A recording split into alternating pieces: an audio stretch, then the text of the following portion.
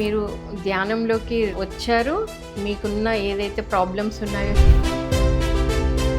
2008లో ఏ రోజు అయితే నేను ధ్యానం పట్టుకున్నానో ఈ రోజు వరకు జండుబాన్ సీసా కూడా పట్టుకోలేదు.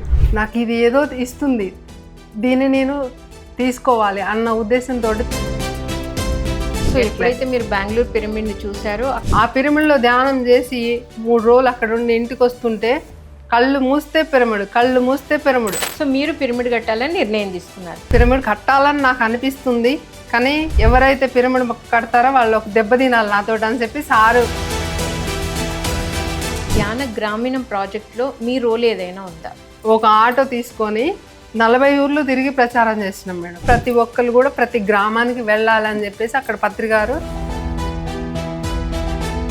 మరి మీకు ఎందుకు అనిపించింది అలా సేవ చేయాలి, అంత ప్రచారం చేయాలని ఎందుకు అనిపించింది? ఒక అనారోగ్య పరిస్థితి వచ్చిందని అంటే అది తగ్గేసరికి ఇంకొకటి ఏదో ఒకటి వచ్చేది. వీటన్నిటికీ మెడిసిన్ వాడుతూ ఉంటే పొట్టంతా పాయిజన్ అయిపోయింది. చావన్స్ వరకు వెళ్ళి తిరిగి వచ్చినటువంటి పరిస్థితి. పిరమిడ్ సేవాదళ్ ప్రతి శనివారం మధ్యాహ్నం 1:30 మీ PMCలో.